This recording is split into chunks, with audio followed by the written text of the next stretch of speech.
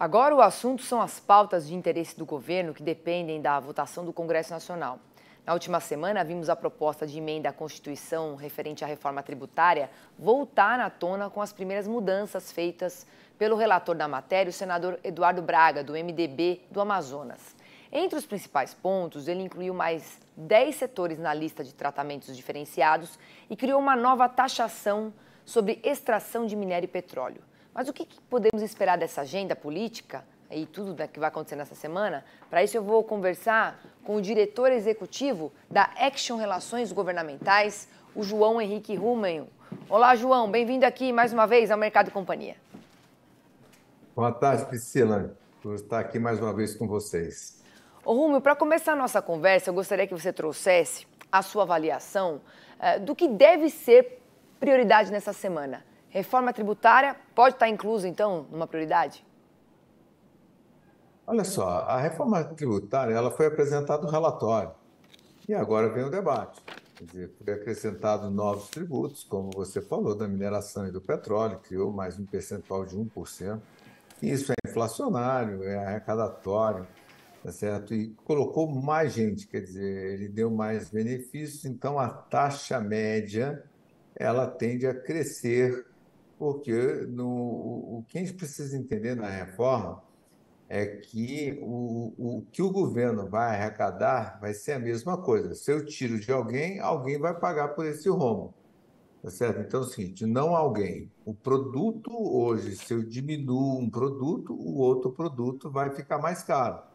Tá certo? Então, vou te dar um exemplo. Se a gente reduz hoje da conta de telefone, os outros produtos vão ficar mais caros. Certo? Se eu reduzo do carro, o leite vai ter que pagar. Quer dizer, eu diminuo do leite e o iogurte vai ter que pagar o do leite. Então, isso vai ser muito difícil. Todos os setores vão ter que sentar. A programação para a votação na CCJ está marcada para o dia 7, para a próxima semana. Então, esta vai ser uma semana da reforma tributária para se debater e ver como que vai conseguir chegar a um acordo para que, se tiver as mudanças que já foram colocadas e que são necessárias, voltar para a Câmara. E aí, porque é o seguinte, uma PEC, a gente tem que entender que ela não é um projeto de lei.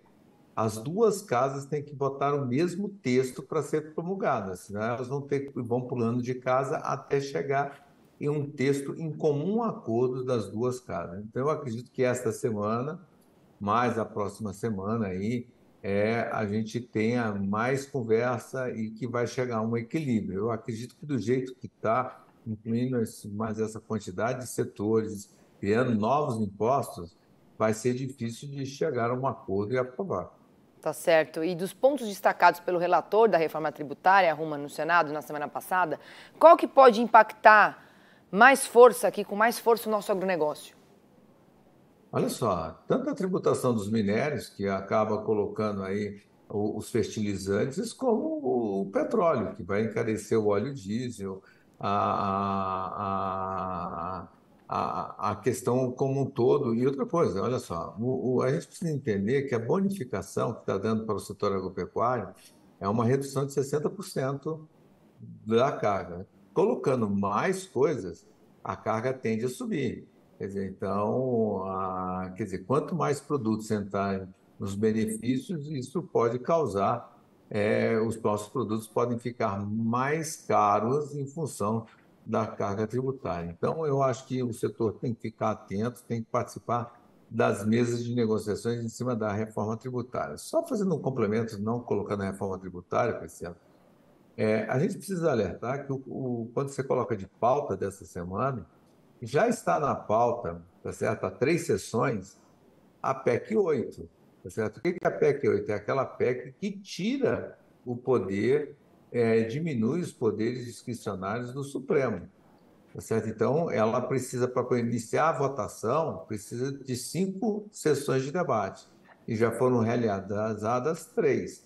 Essa semana tem mais 2 sessões que foram convocadas, e eu acredito que na próxima semana esta PEC também já possa ser votada. Tá certo. Agora, Rumo, depois da declaração do Lula sobre a meta do ajuste fiscal para 2024, você acha que as votações vão ficar mais difíceis? Olha só, por um lado, a gente precisa entender que os grandes projetos hoje que estão na pauta da Câmara são projetos do governo e que justamente para diminuir o déficit fiscal, para tentar zerar o déficit fiscal. Olha só, se o governo fala que não vai ter o déficit fiscal, ele já está assumindo que não vai ter o déficit fiscal. Por um lado, ele facilita a vida da Câmara por vários sentidos. O primeiro, tá certo, que vão ter que fazer uma melhor avaliação desses aumentos de tributo, que são os projetos que estão na pauta, que é a questão da subvenção, dos ICMS na subvenção, que é a questão da JCP. Quer dizer, são projetos que o governo hoje necessitam que sejam aprovados, que sejam discutidos e estão parados, tá certo? Até porque já prometeu a Caixa, mas até agora não foi entregue. Certo? Então, tem toda uma negociação para frente. O outro ponto que facilita a vida do parlamentar, que aí é uma briga política, é o seguinte: se antigamente o legislativo ele colocasse déficit zero e tivesse que fazer um contingenciamento muito grande, as emendas parlamentares poderiam entrar dentro do contingenciamento. E aí, o poder que hoje são dos parlamentares volta o executivo. Então, quer dizer, eles já estavam vindo discutindo esse processo de qual o tamanho do déficit que eles iam colocar para não afetar as emendas parlamentares.